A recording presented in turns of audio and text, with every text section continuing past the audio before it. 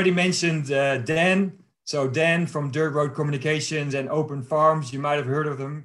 He will be moderating our session today. So thank you so much, Dan, for wanting to do that. And he was actually one of the first people on one of Impact Hub's leadership programs, the Generation Impact Fellowship. So Dan, thanks a lot. And I'd love to give you the floor from here on. Thank you, Paul. Kia ora tātou. Hi, Mai. Welcome. Very much looking forward to this afternoon. I think Paul's wrapped it up. Paul's introduced it quite well, but the kind of flow that I'm looking forward to is talking with Ryland from quite an international perspective. We talk about sort of the wider concept of regeneration, and then we're going to flow through into some really practical local examples to understand how regeneration actually works in the context of the New Zealand system. And I was really lucky to have quite a lot of feedback from farmers on Twitter. They've asked us some really good questions as well. So we'll pepper some of those into the conversation as well, specifically around how does regeneration fit in a New Zealand context. I think, Paul, let's kick off with the trailer. This is the trailer of Kiss the Ground, which is Ryland's new film. It's sort of the culmination of many years of work, and it precedes a book, or supersedes a book. Follows a book, rather. So let's have a look at that.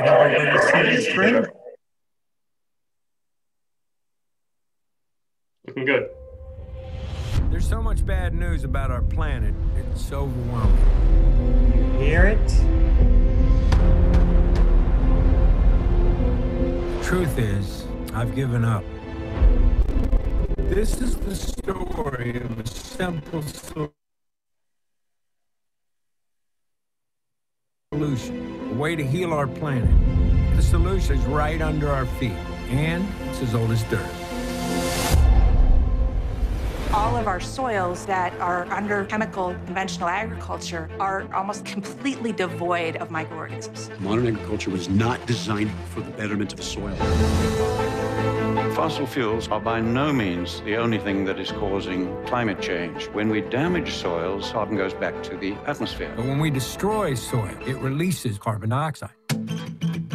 Biosequestration is using plants, trees, and techniques of grazing and farming to capture carbon and store it in the soil.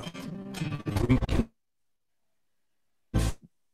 fix a lot of our climate issues to bring the CO2 down into a living plant and put it back into the soil where it belongs. Plants working with soil microorganisms, it seems too simple. Healthy soils lead to a healthy plant, healthy human, healthy climate. There could be a way to eat food that heals the planet. The problem isn't the animal. The problem is where the animals are at. How do we take waste and repurpose and reuse it, because it's really not waste? The poop has to stay in the loop. Compost is just one of a suite of soil-based carbon capture solutions. We know how to do it. And if we continue to scale over 30 years, we can reverse global warming. We can get the Earth back to the Garden of Eden that it once was by regeneration. To see biodiversity return to a place that was completely devastated. That gives me hope. Our health and the health of our planet are connected. If you look over here, my neighbor's land that has been chemical fallowed, then you look over at our paddocks, you have a diversity of different plant species. Which model do you want your food to be produced from? The answer is pretty simple to me. I'll make you a deal. I won't give up, and neither should you.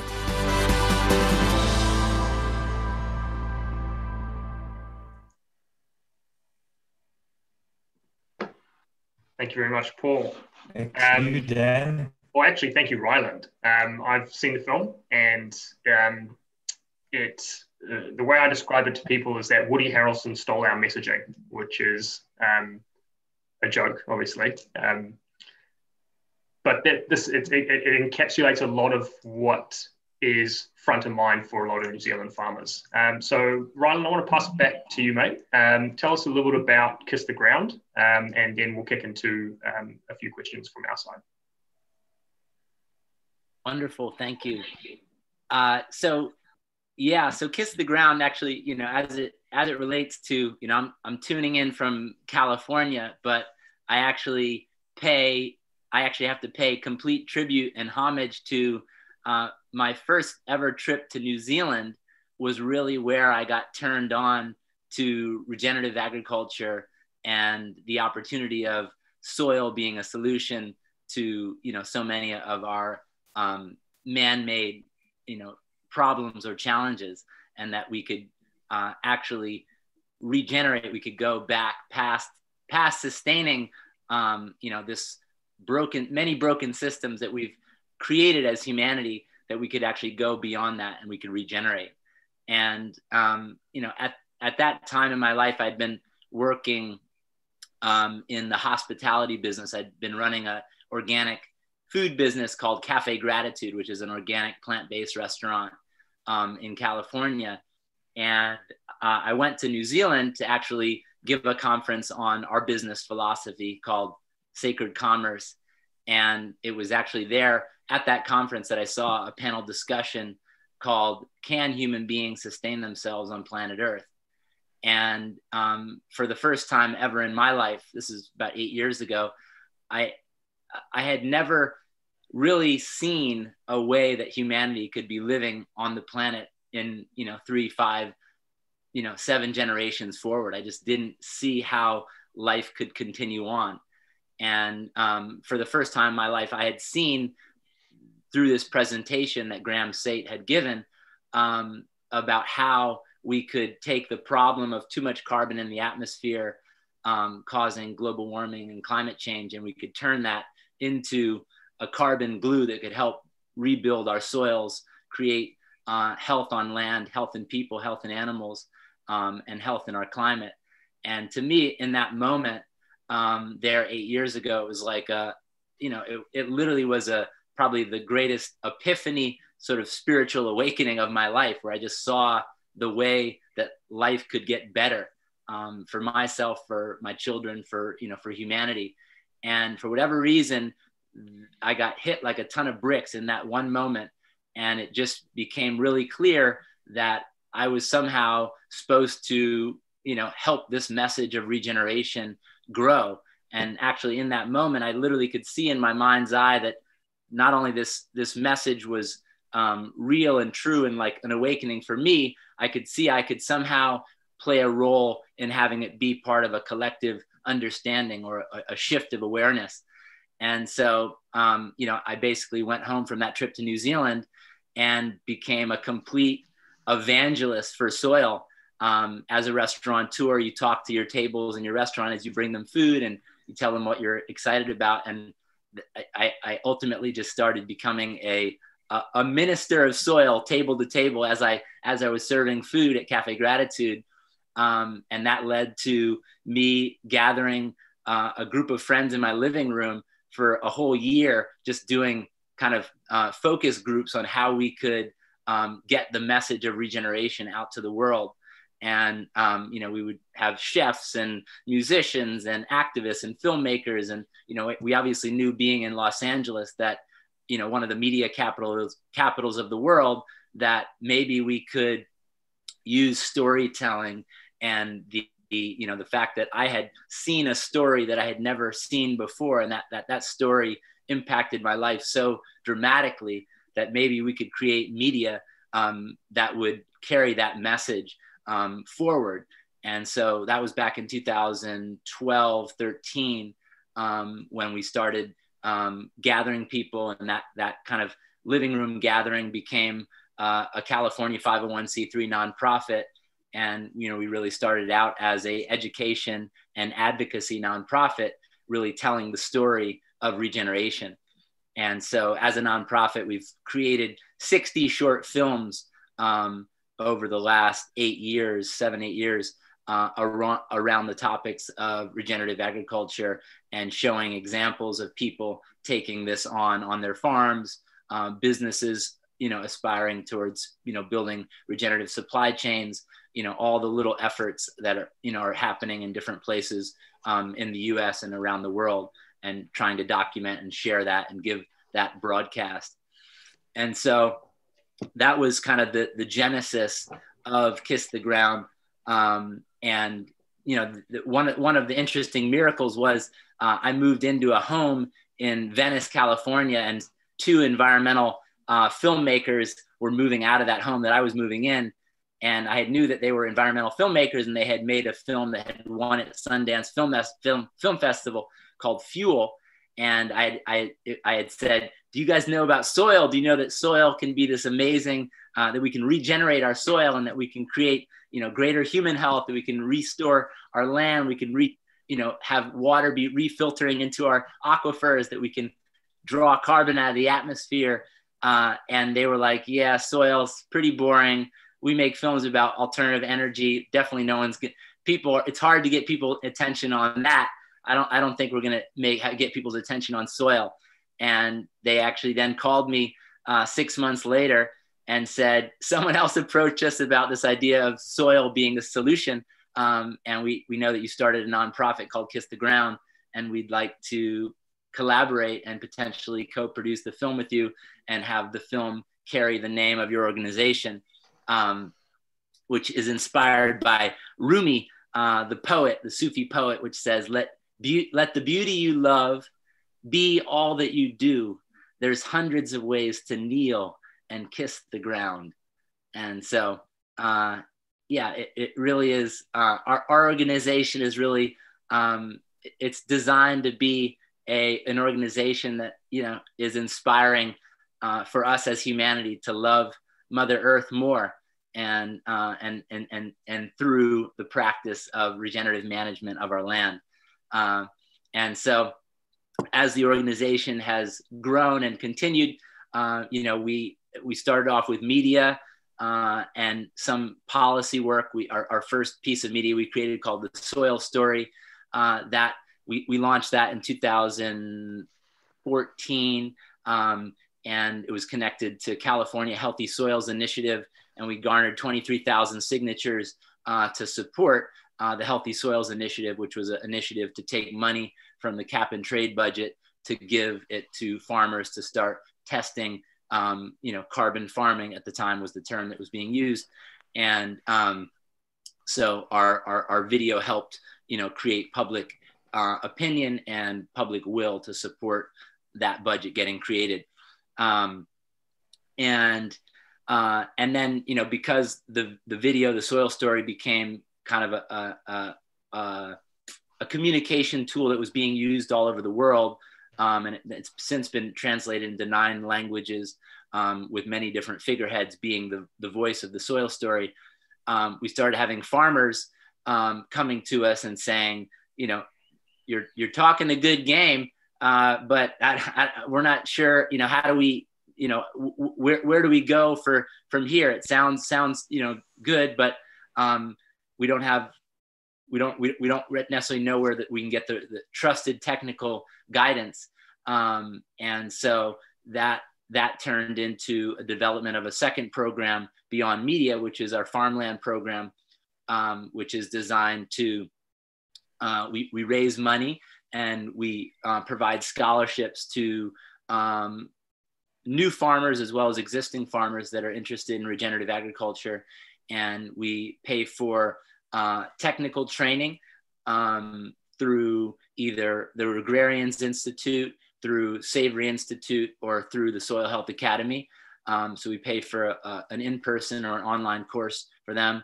And then they get a mentor over a 3-year period. And then we also pay for soil testing at year 1 and year 3, so that they can see the baseline of where their soils are and what improvements can be made over a 3-year, 5-year period of time. So it sounds like. Sorry. Yeah, no, go for it. I've been running along. I was gonna share the third program, which is what Kiss the Ground does, which is around creating advocates. We really see ourselves as advocates of regenerative agriculture and building a regenerative movement. And so we saw how powerful we were as people who opened our mouths and started talking and communicating with a lot of passion and enthusiasm. And that we were able to get a lot of people listening. So we thought, well, how do we duplicate ourselves if, we've been pretty successful in, converting minds and hearts and encouraging a lot of people to go in this direction? How do we duplicate ourselves?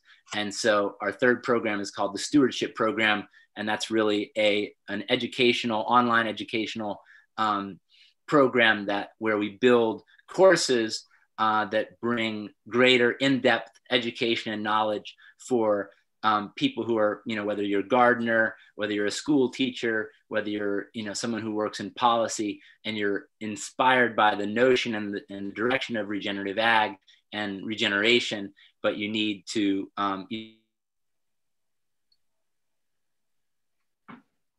along with the film in late September called the Soil Advocacy Training Course. And we have about 3,000 graduates in 30 countries around the world.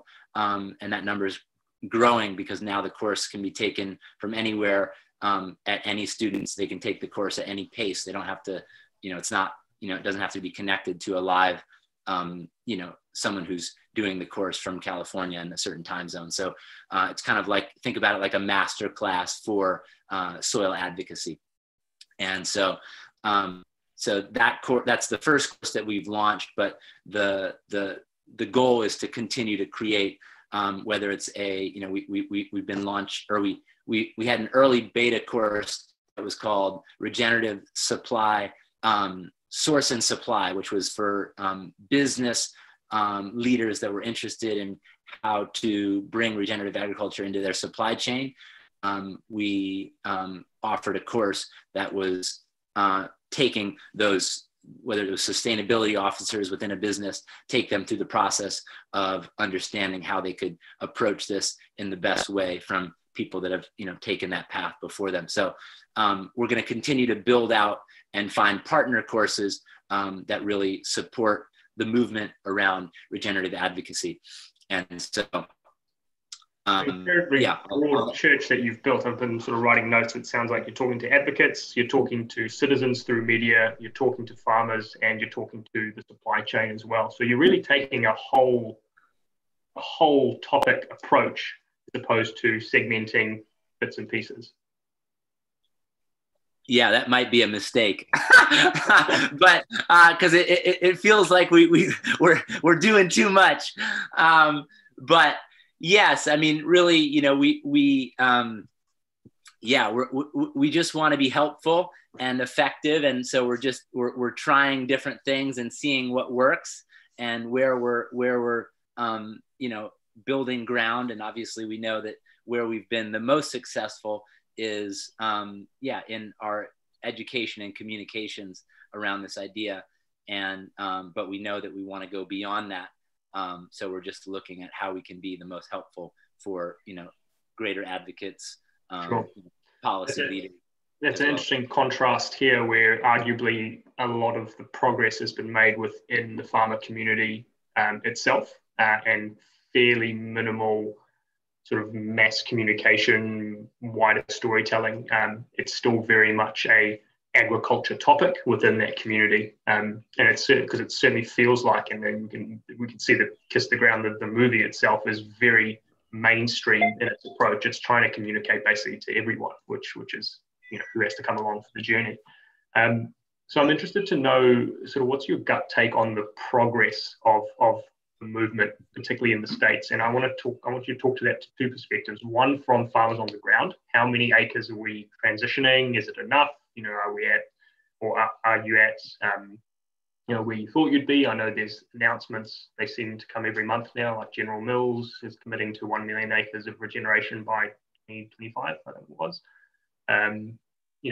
Is that indicative of a wider transition that's happening really fast in the US from a farmer's perspective? And then I also would like you to tell me a little bit about, from sort of this mainstream, I don't like to use the word consumer, I like to use the word citizen perspective as well. Are people understanding that regeneration has a role for them as customers, as citizens as well?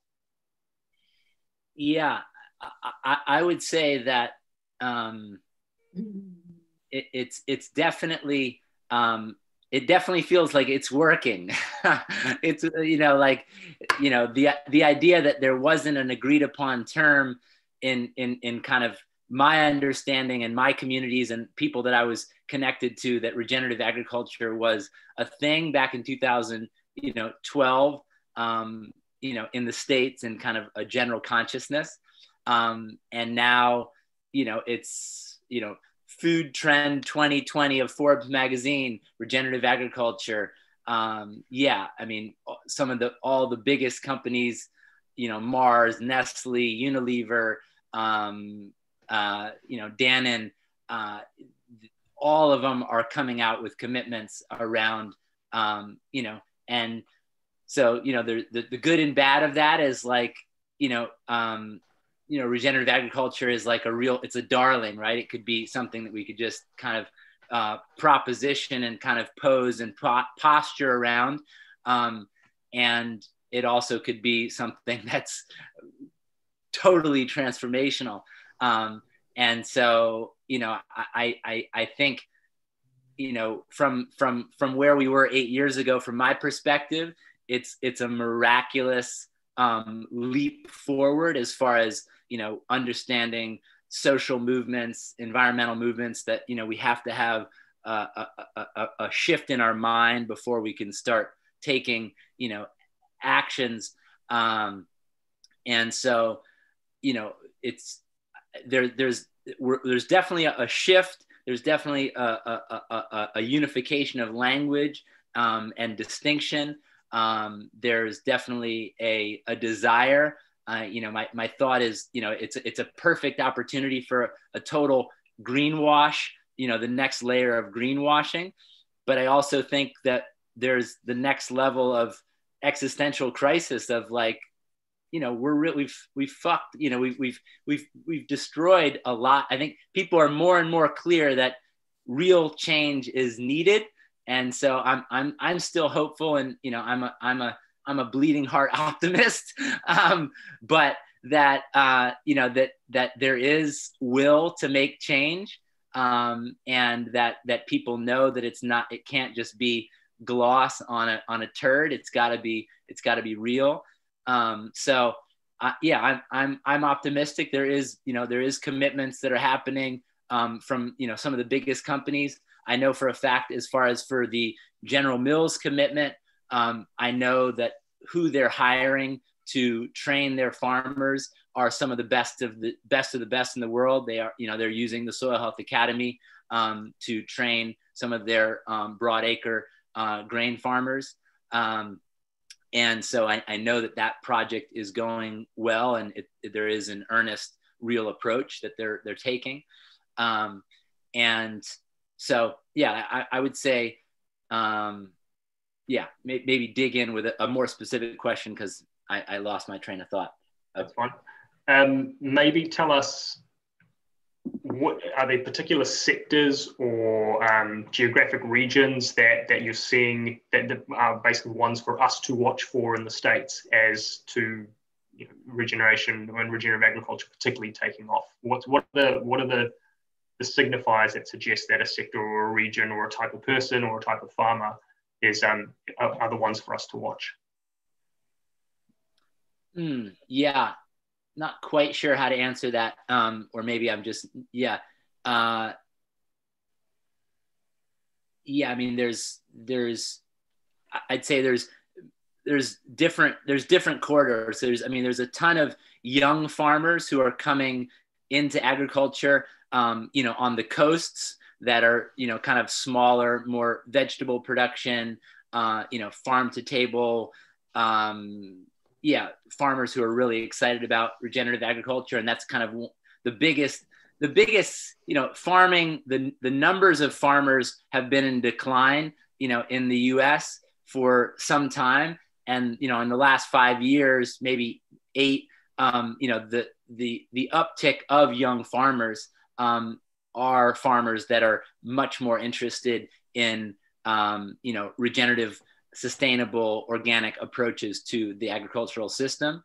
You know, I would say that it's more anecdotally, but where I'm excited and inspired and optimistic is similar to in the world of business right now. There's a lot of young people who don't want to just be part of a business that's just business as usual. They want to be part of a business that has a mission, that has purpose, that has, you know, multiple layers of impact.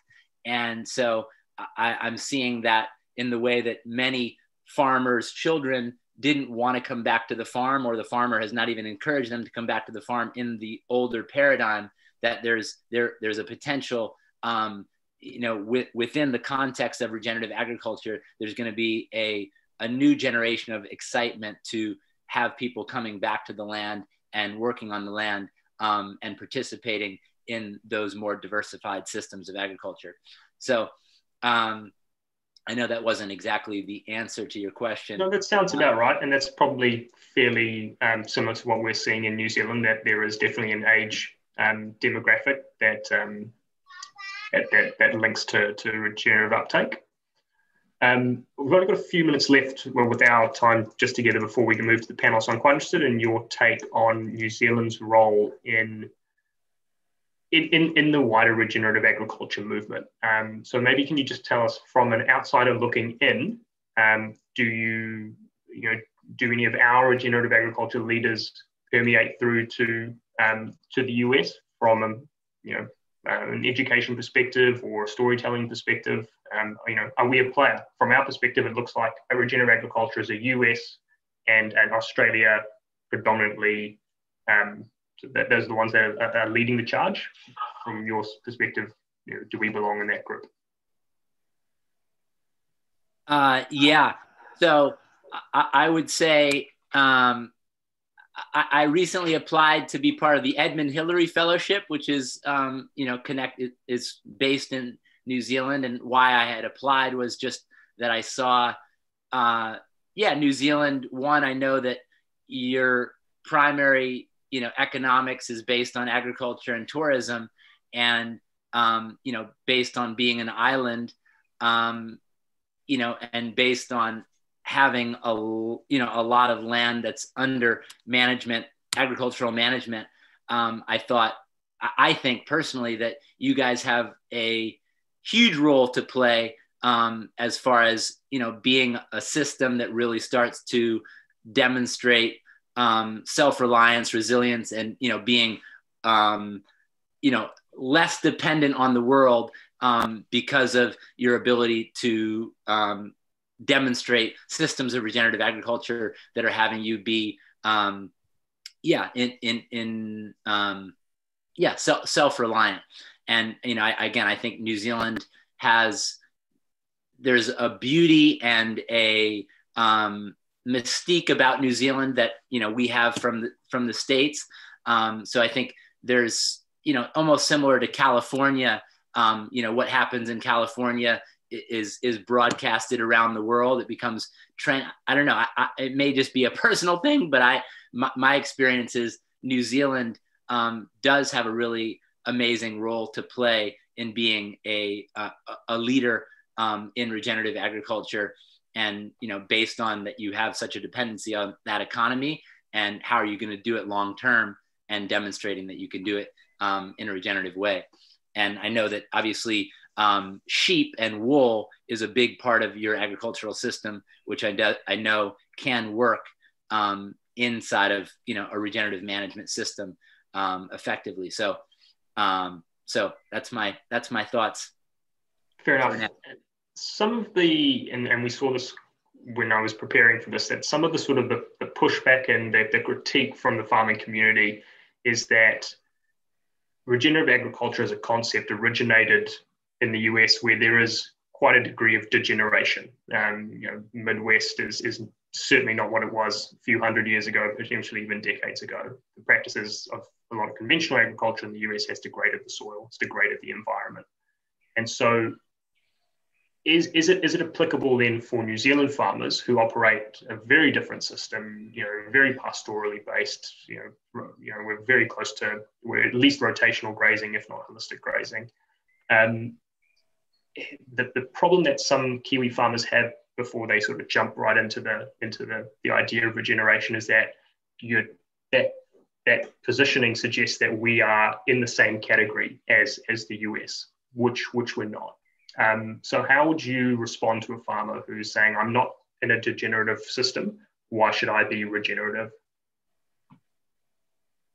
Yeah, I mean, I would say if things are going well and your land is remaining healthy, and you're not needing to add more inputs or add more acreage to, remain, profitable. And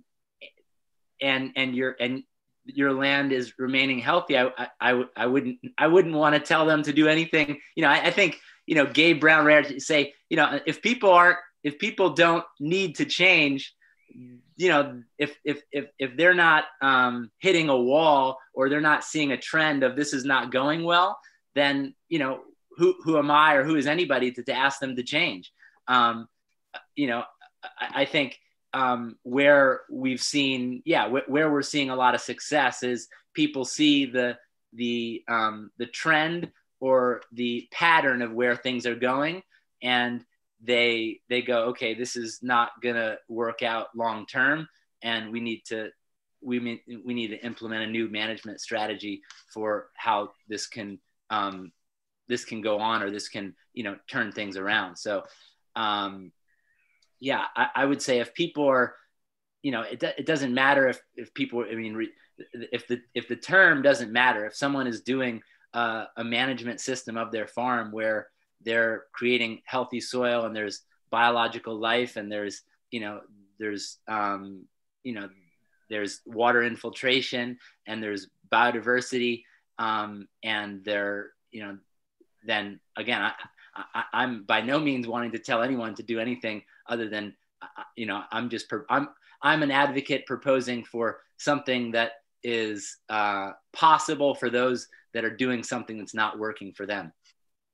Nice. I think that's a very fair response. And I think your idea of that there is a wider trend and pattern at play, the fact that Kiss the Ground talks to so many different parts of our society and you mentioned the place you're seeing almost the most results is this mainstream citizen uptake of the concept. That to me suggests that's the trend and pattern in the direction. And if it's maybe not as much about necessarily changing systems completely for a farmer, but if you can belong to that trend and pattern, there's probably a lot of benefits that are going to come down the line. I run open farms, and it's a lot easier to get people to a farm when you're talking about messages like biodiversity, being a hero against climate change, that kind of stuff. From a marketing perspective, that just ticks all the boxes. So I really like that particular concept.